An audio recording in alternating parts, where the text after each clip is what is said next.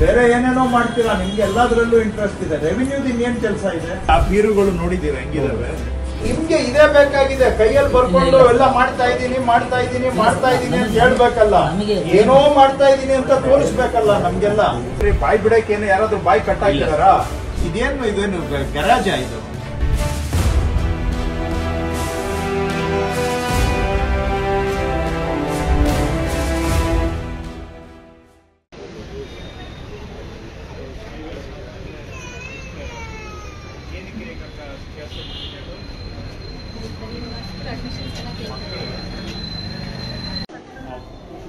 ಮೂಲ ಅವ್ರ ಅರ್ಜಿ ಏನ್ ಮಾಡ್ತೀರಾ?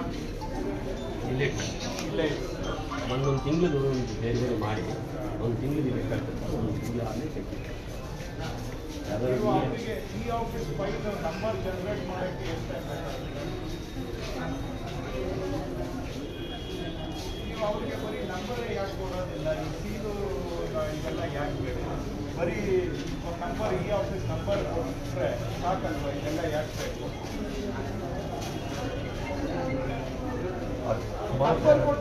ಅವ್ರ ನಂಬರ್ ಇಸ್ಕೊಳ್ಳೋದಂತ ಎಲ್ಲ ಸ್ವೀಕೃತಿ ಸೀಲ್ ಹಾಕ್ಬಿಡಿ.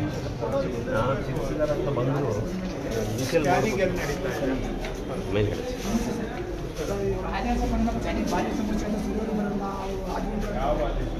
ನಕಾಸೆ ಅವ್ರೆ ಗಾಡಿಗಳ ಗೊತ್ತಿಲ್ಲ, ಮೊದಲು ಗೊತ್ತಿದ್ದು ಅಡ್ಜಸ್ಟ್ಮೆಂಟ್ ಮಾಡಿ. ಈಗ ಸರಿಯವರು ಬರ್ತಾ ಇಲ್ಲ, ನಮಗೂ ತೊಂದರೆ ಆಗ್ತದೆ. ಈಗ ಒಂದೇನಾದ್ರು ಒಂದು ಆರ್ಡರ್ ಮಾಡಿದ್ರೆ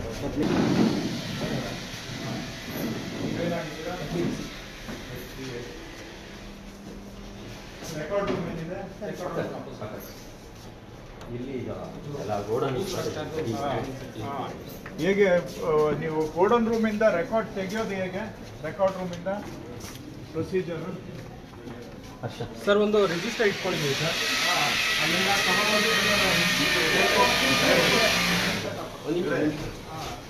ಹರ್ಷವರ್ಧನ್ ಸರ್, ರಿಜಿಸ್ಟ್ರಲ್ಲಿ ಎಂಟ್ರಿ ಮಾಡ್ಕೊಂಡು ಬಂಡೆಲ್ಲ ನಾವು ತೊಗೊಂಡ್ಬರ್ತೀವಿ. ಸ್ಕ್ಯಾನ್ ಎಲ್ಲ ಆದಮೇಲೆ ವಿತ್ತು ರೆಸಿಪ್ಟ್ ಎಲ್ಲ ಹಾಕ್ಕೊಂಡು ವಾಪಸ್ ತೊಗೊಂಬಂದು ಅದೇ ಕಂಟೈನಲ್ಲಿ ಇಟ್ಟಾರೆ. ತಗೊಳ್ಳೋವಾಗ ಏನಂತ ಎಂಟ್ರ್ ಮಾಡ್ತೀವಿ? ಅದರಲ್ಲಿ ಎಷ್ಟು ಪೇಜ್ ಇದೆ ಏನು ಹೇಗೆ ಗೊತ್ತಾಗುತ್ತೆ? ಅದೆಲ್ಲ ಗೊತ್ತಾಗಲ್ಲ, ಬರೀ ಫೈಲ್ ಎಂಟ್ರ್ ಮಾಡ್ತೀವಿ. ಫೈಲು 8 ಪೇಜಸ್ ಎಂಟ್ರಿ ಮಾಡ್ತೀವಿ ಸರ್. ಆಮೇಲೆ ವಾಪಸ್ ರಿಟರ್ನ್ ಕೊಡಬೇಕಾದ್ರೆ ನಾವು ಅಪ್ಲೋಡ್ ಮಾಡಾದ್ಮೇಲೆ ನಮಗೊಂದು ID ಬರುತ್ತಲ್ಲ ಸರ್, ಫೈಲ್ ID, ಅದನ್ನು ಹಾಕಿ ನಂಬರ್ ಆಫ್ ಪೇಜಸ್ ಕೊಡ್ತೀವಿ. ಇದು ಯಾವಾಗ ಇನ್ಸ್ಟಾಲ್ ಮಾಡ್ತೀವಿ ಸರ್? ಇದು 2 ಮಂತ್ಸ್ ಆಯ್ತು ಸರ್. ಮೊನ್ನೆ ಸ್ಟಾರ್ಟ್ ಮಾಡಿ. ಯಾಕೆ ಹೈಟ್ ಸಾಲದಲ್ಲ ಇದು? ಹೈಟ್ ಎಲ್ಲಿ ಸಾಲುತ್ತಪ್ಪ? ಜಾಗ ತುಂಬ ಚಿಕ್ಕದಿದೆ.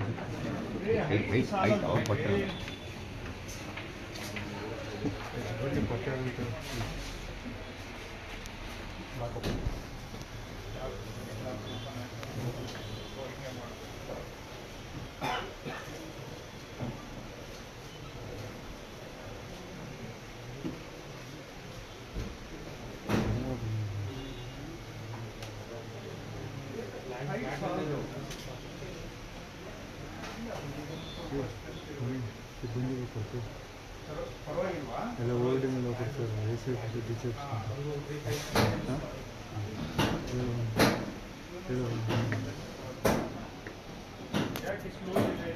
ಕೊಡ್ತಾರೆ.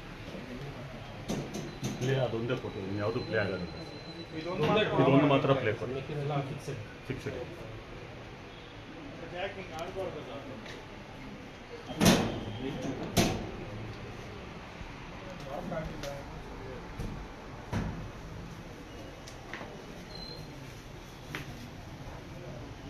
ಬಾಕ್ಸ್ ಬಾಕ್ಸಸ್ ಇಲ್ಲ ಸರ್. RTCಗೆ ಬಾಕ್ಸ್ ಇತ್ತು, ಅದನ್ನ ಮಾತ್ರ RTC. ಬಾಕ್ಸ್ ಅಲ್ಲಿ ಯಾಕೆ ಇರಬಾರ್ದು? ಇಲ್ಲಿ ಬಾಕ್ಸ್ ಮೇಲೆ ಬರಿಬೋದಲ್ಲ ಏನು ಅಂತ ಬಟ್ಟೆಯಲ್ಲಿ ಈಗ ಅದನ್ನ ನೋಟಿಫಿಕೇಶನ್ ಪ್ರಕಾರ ಬಟ್ಟೆ ಕೊಟ್ಟಿರೋದು.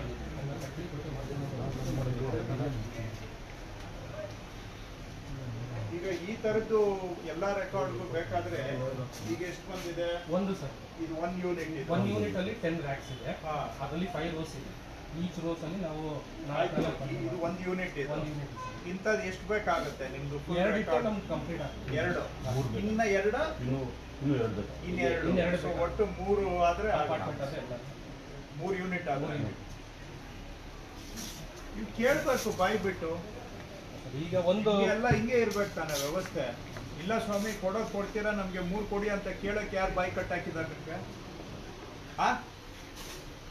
ಏನ್ರಿ ಬಾಯಿ ಬಿಡಕ್ಕೆ ಏನೋ ಯಾರಾದ್ರೂ ಬಾಯಿ ಕಟ್ಟಾಕಿದಾರಾ? ಮತ್ತೆ ಇಲ್ಲ, ಅದು ಎಲ್ಲರಿಗೂ ಒಟ್ಟಿಗೆ ಬಿ ಸಿ ಮಾಡೋ ಕೇಳಬೇಕು, ನಮ್ಮ ಟಾಯ್ಲೆಟ್ ಹಾಳಾಗಿದೆ ಸ್ವಾಮಿ, ಅದಕ್ಕೇನ ನೀವು ಗತಿ ಕಾಣಿಸಿ ಅಂತ. ಬಾಯಿ ಬಿಟ್ಟು ಏನು ಈ ಇಶ್ಯೂಸ್ ಮಾತಾಡೋಕ್ಕೆ ನಿಮಗೆ ಏನಾದರೂ ಯಾರಾದರೂ ಅಡ್ಡ ಇದ್ದಾರಾ? ಏನು ಹೇಳಿ 10 ಸತಿ ಕೇಳ್ತೀವಿ, ಏನಾದರೂ ಇದ್ರೆ ಹೇಳ್ರಿ ಹೇಳ್ರಿ ಅಂತ, ಭಯ ಬಿಡೋದಿಲ್ಲ. ಸೊ ಇಲ್ಲಿಂದ ರೆಕಾರ್ಡ್ ತಗೊಂಡು ಅಲ್ಲಿ ಪಂಚಾಯತಿನಲ್ಲಿ ಖಾತೆ ಮಾಡಿಕೊಡ್ತಾರೆ. ಮಾಡ್ಸೋಣ ಅದನ್ನು ಮಾಡ್ಸೋಣ. ಇದೆಲ್ಲ ಬೇಕಾ ಬೇಡುವ ಏನಾದ್ರೂ ಇತ್ಯರ್ಥ ಮಾಡಿದಿರಲ್ರಿ? ರೇ ಸ್ವಾಮಿ, ನಿಮ್ಮನ್ ಕೇಳ್ತಾ ಇದ್ದೀನಿ, ಇದು ಯಾವ್ದು ಏನು ಲಾಸ್ಟ್ ಪ್ರೀವಿಯಸ್ ಇರೋದು ಎಲೆಕ್ಷನ್ ಯಾವ ಕ್ಯಾಟಗರಿ ಇದು? ABCD ನಲ್ಲಿ ಎಲೆಕ್ಷನ್ ಫೈಲ್ಸ್ ಸರ್. ABCD ಅಲ್ಲಿ ಕ್ಲಾಸಿಫಿಕೇಶನ್ ಮಾಡಿದೀರಾ ಕ್ಯಾಟಗರಿ? ಇದು ಎಲೆಕ್ಷನ್ ಚೆಕ್ ಮಾಡಬೇಕು ಸರ್. ಎಲ್ಲದಕ್ಕೂ ABCDE ಅಂತ 5 ಕ್ಯಾಟಗರಿ ಇದೆ, ಇದು ಮಾಡಿದೀರಾ? ಅದು ಇನ್ನೂ ಮಾಡಿಲ್ಲ ಅನ್ಸುತ್ತೆ ಸರ್. ಎಸೆನ್ಷಿಯಲ್ ಡಾಕ್ಯುಮೆಂಟ್ಸ್ ಇವು, ಪ್ರತಿಯೊಂದಕ್ಕೂ ಟೈಮ್ ಇದೆ, 3 ತಿಂಗಳು, 1 ವರ್ಷ, 5 ವರ್ಷ, 10 ವರ್ಷ, 30 ವರ್ಷ. ಮಾಡಿದೀರಾ? ಇಲ್ಲ ಅನ್ಸುತ್ತೆ ಸರ್. ಏನಕ್ಕೆ ಇಟ್ಕೊಂಡಿದ್ದೀರಾ ಇದೆಲ್ಲ ಹಿಂಗೆ? ಇದೇನು ಗರಾಜ ಇದು? ತಾಲೂಕ್ ಕಚೇರಿ ಅಂದ್ರೆ ನೋಡೋದಕ್ಕೊಂದು ಲಕ್ಷಣ ಇರ್ಬೇಕಲ್ರಿ?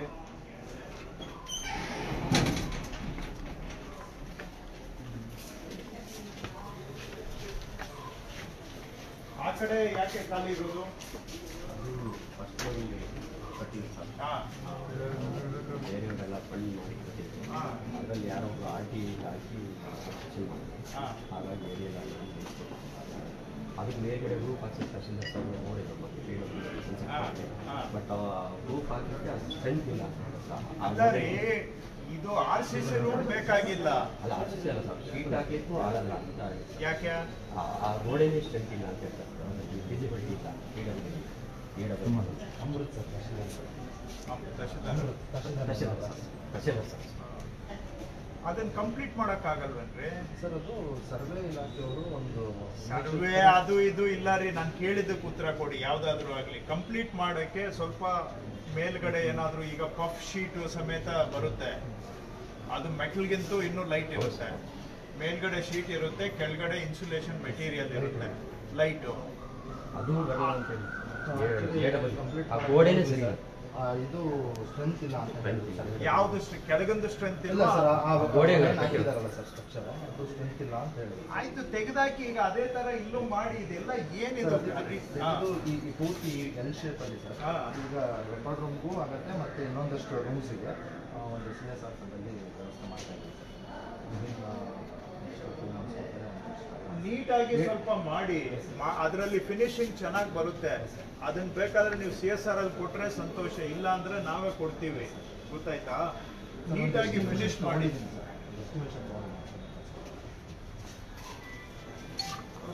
ಏನ್ ಹಿಂಗ್ ಇಟ್ಟಿದ್ದೀರಲ್ಲಪ್ಪ, ಏನ್ರಿ ಇದು? ನೋಡಕ್ಕೆ ಅವಲಕ್ಷಣ. ತಾಲೂಕ್ ಕಚೇರಿ ಅಂದ್ರೆ ಗೌರ್ಮೆಂಟ್ ರೆಪ್ರೆಸೆಂಟೇಟಿವ್ ಹಿಂಗ ಇಡೋದು.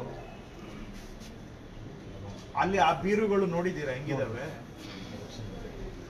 ಎಲೆಕ್ಷನ್ ಆದ್ರೆ ಅದರಲ್ಲಿ ಎಸೆನ್ಷಿಯಲ್ ಯಾವ್ದಿದೆ ರೀ? ಕ್ಲಾಸಿಫಿಕೇಶನ್ ಮಾಡಿದೀರಾ? ಯಾವ ವರ್ಷದ್ದು? 20 ವರ್ಷ ಹಿಂದೆ ಎಲೆಕ್ಷನ್ದು ಬೇಕಾ? ಮತ್ತೆ ಏನಕ್ಕೆ ಇಟ್ಕೊಂಡಿದ್ದೀರಾ ಬೀರುಗಳನ್ನೆಲ್ಲ? ಅರ್ಕಲು ಮುರ್ಕಲು. ಆಮೇಲೆ ಇದೆಲ್ಲ ಸ್ವಲ್ಪ ಫುಲ್ಲು ಫ್ಲೋರಿಂಗು ಇದೆಲ್ಲ ಮಾಡರ್ನೈಸ್ ಮಾಡಕ್ಕೆ ಎಸ್ಟಿಮೇಟ್ ಕಳಿಸಿ. ಈ ತರ ಫ್ಲೋರಿಂಗ್ ಮಾಡಿ.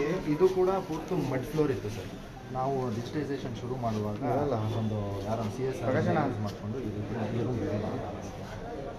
ಗೋಡೆ ಗಿಡ ಎಲ್ಲ ರೀಪ್ಲಾಸ್ಟರ್ ಮಾಡಿ, ಸ್ವಲ್ಪ ಇದನ್ನೆಲ್ಲ ಸೋರೋದನ್ನ ಪ್ರಿವೆಂಟ್ ಮಾಡಿ ಕಂಪ್ಲೀಟ್ಲಿ ಮಾಡರ್ನೈಸ್ ಮಾಡೋದಕ್ಕೆ ಅದು ಏನ್ ಬೇಕು ಎಲ್ಲರ ಹತ್ರ ಮಾತಾಡಿ.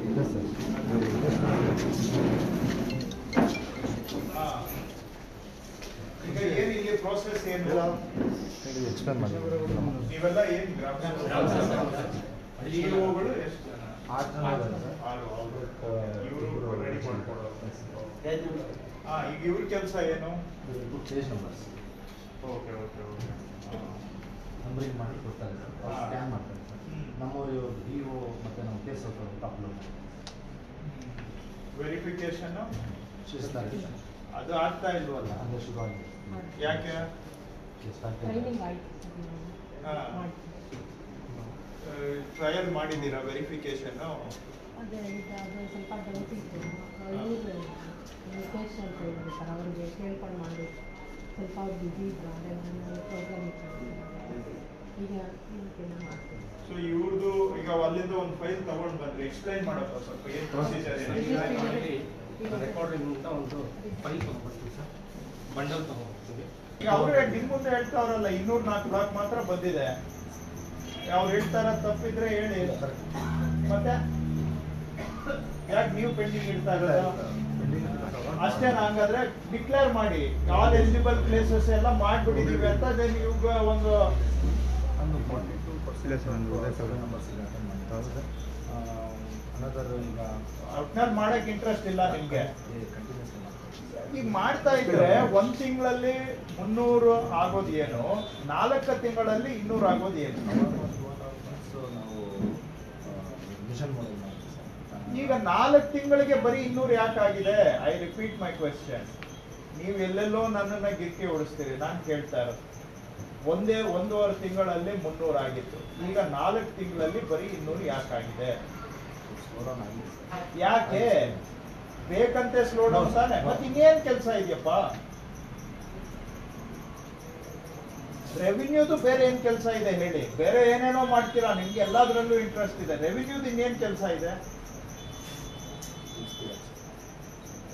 ಹೇಳಿ ಹೇಳಿ, ಮತ್ತೆ ಎಲ್ಲಿ ಸ್ಪೀಡ್ ಅಪ್? ಮಾಡಕ್ ಇಂಟ್ರೆಸ್ಟ್ ಇಲ್ಲ? ಇಲ್ಲ. ಕೆಲಸದಲ್ಲಿ ಆಗಿದ್ರೆ ಇದೆ ಅಂತ ಅರ್ಥ, ಕೆಲಸದಲ್ಲಿ ಆಗಿಲ್ಲ ಅಂದ್ರೆ ಇಂಟ್ರೆಸ್ಟ್ ಇಲ್ಲ.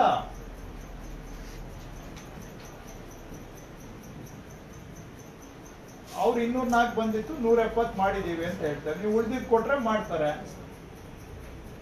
ನೀವು ಕೊಡ್ತಾ ಇಲ್ಲ. ಈ ವೀಕ್ ಕೂಡ ನೋಡ್ರಿ, ಈ ವೀಕು 3 ಅದು ಒಂದ್ ನಂಬರ್ ಅಲ್ಲ, ಅದು ಒಂದ್ ನಂಬರ್. ಬ್ಲಾಕ್ಸ್ ಕೇಳ್ತಾ ಇದ್ದೀನಿ. 3 ಬ್ಲಾಕಾ? 3 ಬ್ಲಾಕಾ 3 ನಂಬರ್? 3 ಸರ್ವೆ ನಂಬರ 3 ಬ್ಲಾಕ್ ಅಷ್ಟೇ, 3 ಬ್ಲಾಕ್.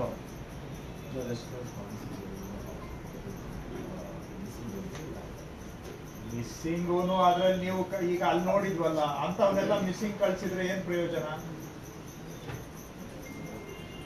ಎನಿವೆ, ಈಗ ನೀವು ಈಗ ಯಾವ್ದಾದ್ರು ಒಂದು ಸರ್ವೆ ಮಾಡ್ಕೊಂಡು ಬಂದಿದ್ದು ನೆಕ್ಸ್ಟ್ ಏನ್ ಪ್ರೋಸೆಸ್ ಸ್ವಲ್ಪ ಎಕ್ಸ್ಪ್ಲೈನ್ ಮಾಡಿ.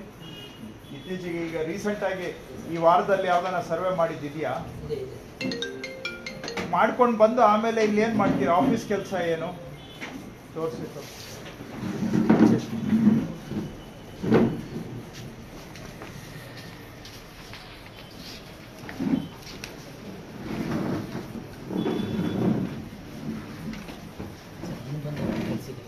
ಇದು ಒಂದು ಬಂದ.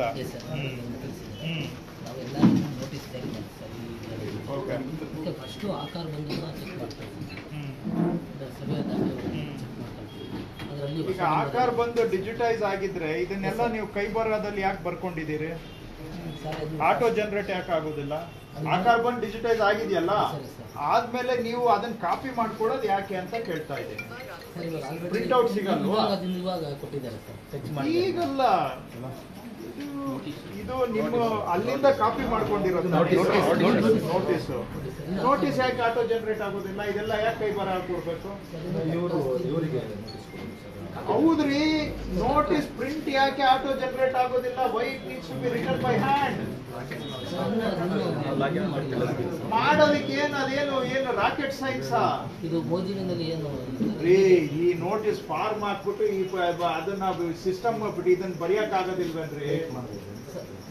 ಇವೆಲ್ಲ ಮ್ಯಾನ್ಯುವಲ್ ಯಾಕ್ರಿ ಮಾಡ್ಬೇಕು? ಹ್ಯೂಮನ್ ಟೈಮ್ ವೇಸ್ಟ್ ಮಾಡಕ್ಕ? ಈ ನೋಟಿಸ್ ಆಟೋ ಜನರೇಟ್ ಮಾಡಕ್ಕೆ ಏನ್ ಕಷ್ಟ? ಲಾಗಿನ್ ನಲ್ಲಿ ಇವಾಗ ಏನು ಮೋಜಿನಲ್ಲಿ ಆಗ್ತಾ ಇದೆ ಸರ್, ಇದು ಹಿಡುವಳಿ ನಂಬರ್ದು. ಅದೇ ನಾವು ತಂದರೆ ನಮ್ಮ ಮೋಜಿನಲ್ಲಿ ಎಂಟ್ರಿ ಆಗಿದ್ದು ಆಟೋಮೆಟಿಕಲಿ ನಾವು ಡೇಟ್ ಕೊಟ್ಟಾಗ ಅದೇ ನೋಟಿಸ್ ಜನರೇಟ್ ಆಗುತ್ತೆ. ಸೊ ಆ ಥರದಿಂದ ಈ ದರ್ಖಾಸ್ತಿಗೆ ಇದು ಮಾಡಿಲ್ಲ ಸರ್. ನೀವು ಕೇಳಬೇಕು, ಏನ್ ನಿಮ್ಗೆ ಇದೇ ಬೇಕಾಗಿದೆ, ಕೈಯಲ್ಲಿ ಬರ್ಕೊಂಡು ಎಲ್ಲ ಮಾಡ್ತಾ ಇದ್ದೀನಿ ಅಂತ ಹೇಳ್ಬೇಕಲ್ಲ, ಏನೋ ಮಾಡ್ತಾ ಇದ್ದೀನಿ ಅಂತ ತೋರಿಸ್ಬೇಕಲ್ಲ ನಮ್ಗೆಲ್ಲ. ನಿಜವಾಗಿ ಇದು ಕೂತ್ಕೊಂಡು ಬರೆಯೋ ಅವಶ್ಯಕತೆ ಇದೆಯಾ? ಒಬ್ಬೊಬ್ರಿಗೂ ಒಂದೊಂದು ನೋಟಿಸ್ ಬರೆಯೋ ಅವಶ್ಯಕತೆ ಇದೆಯನ್ರಿ? ಬಟನ್ ಒತ್ತಿದ್ರೆ ಪ್ರಿಂಟ್ ಆಗ್ಬೇಕು, ಆದ್ರೆ ನೀವು ತೋರಿಸ್ಬೇಕಲ್ಲ ನಾನು ಮಾಡ್ತಾ ಇದ್ದೀನಿ ಅಂತ. ಇದನ್ನ ಬರೆಯಕ್ ಒಂದಿನ ಓದ್ತದೆ.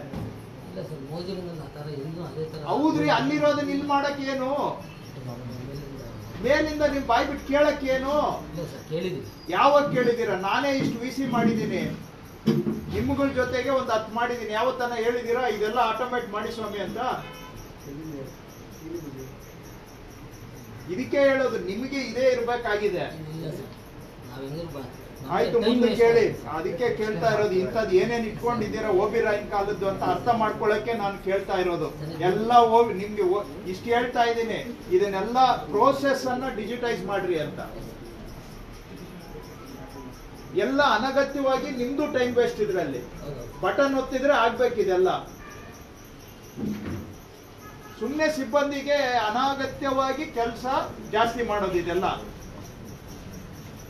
ಮುಂದಕ್ಕೆ ಹೇಳಿ, ಅದಕ್ಕೆ ಅರ್ಥ ಮಾಡ್ಕೊಳ್ಬೇಕು ಅಂತಾನೆ ಕೇಳ್ತಾ ಇರೋದು. ಇದು ನೋಟಿಸ್ ಆಯ್ತು, ಆಮೇಲೆ ಮುಂದಕ್ಕೆ ಹೇಳಿ. ನೋಟಿಸ್ ಆದ್ಮೇಲೆ ಜನಗಳಿಗೆಲ್ಲ ನೋಟಿಸ್ ಜಾರಿ ಮಾಡಿದ್ದಾರೆ. ಆಮೇಲೆ ಅಷ್ಟೇ ಹೋಗ್ತಾರೆ ಸರ್. ನಮ್ಮ ಮೂಲ ಸರ್ವೆ ನಂಬರ್ 24. ಇದರೊಳಗಡೆ ಮೊದಲು ಈ ಸರ್ವೆ ನಂಬರಲ್ಲಿ ಎಷ್ಟು ಜನಕ್ಕೆ ಮಂಜೂರಿ ಆಗಿದೆ, ಅವರು ಹೊಸ ಸರ್ವೆ ನಂಬರ್ ಆಗಿದೆ, ನಮಗೆ ಇನ್ಕಾರ್ಪೊರೇಟ್ ಮಾಡ್ತೀವಿ ಸರ್. ಇದರಲ್ಲಿ 1, 2, 3. ರೆಡ್ ಅಂದ್ರೆ ಏನು, ಬ್ಲಾಕ್ ಅಂದ್ರೆ ಏನು? ಬ್ಲಾಕ್ ಅಂದ್ರೆ ಈ ಹಿಂದೆ ಆಲ್ರೆಡಿ ಇಸ ಆಗೋಗಿದೆ, ಕೋಡಿ ಆಗಿದೆ, ದುರಸ್ತ್ ಆಗಿದೆ. ರೆಡ್ ಅಲ್ಲಿ ಇರೋದನ್ನ ಇವಾಗ ಹೊಸದಾಗಿ ನಾವು ಮಾಡಿದ್ವಿ. ಅದು ಬರೀ ಕೈ ಏನೋ ಹ್ಯಾಂಡ್ ಡ್ರಾಯಿಂಗ್ ಇದೆ ಅಷ್ಟೇ. ಅದು ಅಂದ್ರೆ ಮಂಜೂರಿಯಲ್ಲಿ ಲೈನ್ ಡ್ರಾಯಿಂಗ್ ಏನೋ ಒಂಥರ ಇದೆ ಅಷ್ಟೇ. ಮಂಜೂರಿ ಮಾಡ್ಬೇಕಾದ್ರೆ ಮಂಜೂರಿ ಆಗಾಯ್ತು. ಇನ್ನೂ ಒಂದು ಆಲ್ರೆಡಿ ರೆವಿನ್ಯೂ ಸ್ಕೆಚ್ ಆಗಿರುತ್ತೆ ಸರ್. ರೆವಿನ್ಯೂ ಸ್ಕೆಚ್ ನಮ್ಮ VIಗೆ ಯಾರೋ ಬರ್ತಿರ್ತಾರೆ ಅಷ್ಟೇ, ಕಚ್ಚಾ ಸ್ಕೆಚ್ ಸರ್. ಇದು ಇವಾಗ ಸರ್ವೆ ಹೋಗ್ಬಿಟ್ಟು ಅನುಭವ ಅದೇ ಪ್ರಕಾರ ಹೊಡಿತಕ್ಕೆ ಮಂಜೂರಿ ಎಷ್ಟಾಗಿದೆ, ಅಲ್ಲಿ ಎಂಜಾಯ್ಮೆಂಟ್ ಎಷ್ಟಾಗಿದೆ. ಇದನ್ನು ನೀವು ಮತ್ತೆ ಟೈಪ್ ಮಾಡಿರೋದಾ ಅಥವಾ ಆಟೋ ಜನರೇಟ್ ಆಗಿದೆ? ಯಾಕೆ ಟೈಪ್ ಮಾಡಬೇಕು?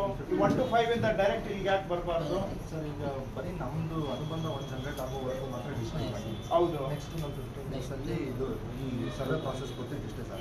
ಏನ್ರಿ ಇದೆಲ್ಲ? ಈ ಒಂದೇ ಹೆಜ್ಜೆ ಯೋಚನೆ ಮಾಡೋದು, ಅದಾದ್ಮೇಲೆ ಇನ್ನೊಂದು ಹೆಜ್ಜೆ ಬಗ್ಗೆ ಅಷ್ಟೇ. ನೀವು ನಡೆಯುವಾಗ ರೋಡ್ ಮೇಲೆ ಬರೀ ಒಂದ್ ಹೆಜ್ಜೆದ ಯೋಚನೆ ಮಾಡ್ತೀರಾ, ಅದಾದ್ಮೇಲೆ ಮುಂದಿನ ಹೆಜ್ಜೆ ಇಡ್ಬೇಕಾ ಇಲ್ವಾ? ಅಲ್ಲಿ ಏನ್ ಅವಶ್ಯಕತೆ ಇದೆ ಯೋಚನೆ ಮಾಡ್ಬೇಕಾ ಇಲ್ವಾ? ಈ 1 to 5 ವರ್ಗೂ ಡಿಜಿಟೈಸ್ ಆದ್ರೆ ಮತ್ತೆ ಯಾಕೆ ಮ್ಯಾನ್ಯುವಲ್ ಬರ್ಬೇಕು? ಅನೆಕ್ಷರ್ 1 ಇಶ್ಯೂ ಆದ್ಮೇಲೆ ಅದನ್ನೇ ಯಾಕೆ ಡೈರೆಕ್ಟ್ ಡೇಟಾ ಇಲ್ಲಿಗೆ ಫೀಡ್ ಆಗ್ಬಾರ್ದು?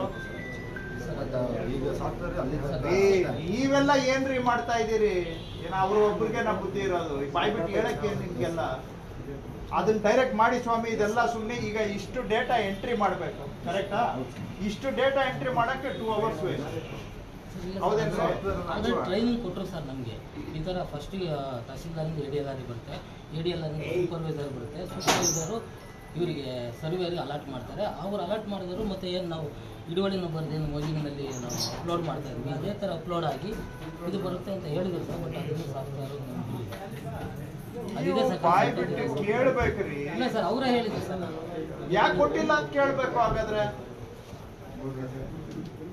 ನಿಮ್ಗೆ ಕೂತ್ಕೊಂಡು ಅದೇನೋ ಅವನು ಚಂದ್ರಗುಪ್ತನ್ ಕೆಲಸ ಮಾಡ್ಬೇಕು. ನೀವು ಎಲ್ಲ ಸೂತ್ರ ನಿಮ್ ಕೈಯಲ್ಲೇ ಇರ್ಬೇಕು, ಬಿಟ್ಕೊಡಕ್ ನೀವು ತಯಾರಿಲ್ಲ. 1 to 5 ವರ್ಗೂ ಜನರೇಟ್ ಆಗಿದ್ದು ನೆಕ್ಸ್ಟ್ ಮಾಡ್ಕೊಡಿ ಸ್ವಾಮಿ. ಇದೇನು ಅಂತ ಕೇಳಕ್ ಏನ್ರಿ ನಿಮ್ಗೆ? ಆಯ್ತು, ಈಗ ನೆಕ್ಸ್ಟ್ ಹೇಳಿ. ಈಗ ಆಯ್ತು ಸರ್, ಇಷ್ಟನ್ನ ಅರ್ಥ ಮಾಡ್ಕೊಂಡು ಇದು ಮಾಡಿದ್ದಾರೆ ಸರ್ ಸರ್ವೇರು. ಅಲ್ಲ, ಇನ್ನೂ ಸರ್ವೆ ಇದೆ, ಅಳತೆ ಇದು ಇಟ್ಕೊಂಡು ಹೋಗ್ತಾರೆ ಅಷ್ಟೇ. ಅಷ್ಟೇ ಆದ್ಮೇಲೆ ಮಂಜೂರಿ ಅಂತ ಆಯ್ತು, ನೀವು ಅಷ್ಟಕ್ಕೆ ಯಾಕೆ ಜಂಪ್ ಆಗ್ತೀರಿ? ಈಗ ಇದನ್ನ ಎತ್ಕೊಂಡು ಸರ್ವೆಗೆ ಹೋಗಿದ್ದೀರಾ,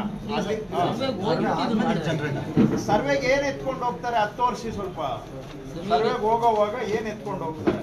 ಸರ್ವೆಗೆ ಹೋಗ್ಬೇಕಂದ್ರೆ ಈ ಸರ್ವೆ ನಂಬರ್ ಏನು 24 ಇದೆ ಸರ್, ಇದ್ರ ಮೂಲ ಟಿಪ್ಪಣಿ ತಗೊಂಡು ಹೋಗ್ತಾರೆ. ಅದನ್ನ ಡ್ರಾಯಿಂಗ್ ಮಾಡಿ ತೋರಿಸಿ, ಸ್ವಲ್ಪ ಡ್ರಾಯಿಂಗ್ ಮಾಡಿ.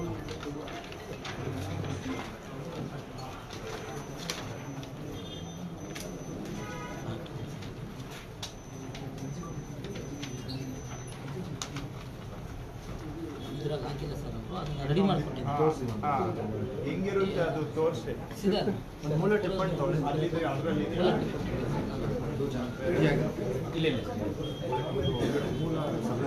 ಟಿಪ್ಪಣಿ ಕೊಡಿ 24 ಏನು ಅಂತ ನಾವು ಕಣ್ಣಾರೆ ನೋಡ್ಬೇಕು ಮೂಲ ರೆಕಾರ್ಡ್.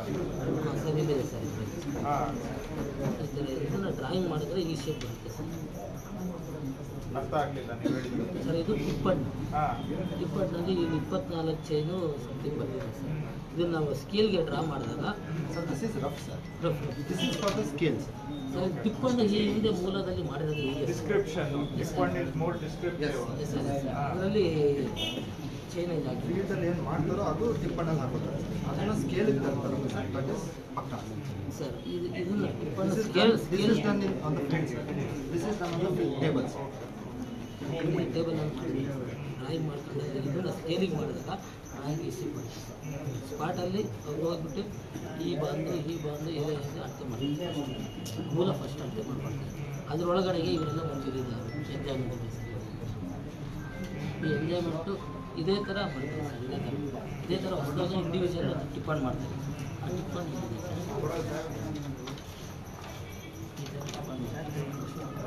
ಈ ಟಿಪ್ಪಣ್ಣನ್ನ ಇಲ್ಲಿ ಕ್ಯಾಲ್ಕುಲೇಷನ್ ಫಿಟ್ನೆಸ್ ಉದ್ದ ಅಗಲ ಒಂದಕ್ಕೆ ಈಗ ನಾನು ಕೇಳೋದು, ಇದು ಚೈನಲ್ಲಿ ಅಳತೆ ಮಾಡಿದ್ರೆ ಫಸ್ಟು ಟಿಪ್ಪಣಿ ಕಾಪಿ ಮಾಡಬೇಕು, ಆಮೇಲೆ ಇಲ್ಲಿ ಬಂದು ಕೂತ್ಕೊಂಡು ಸ್ಕೇಲ್ಗೆ ಡ್ರಾ ಮಾಡಬೇಕು.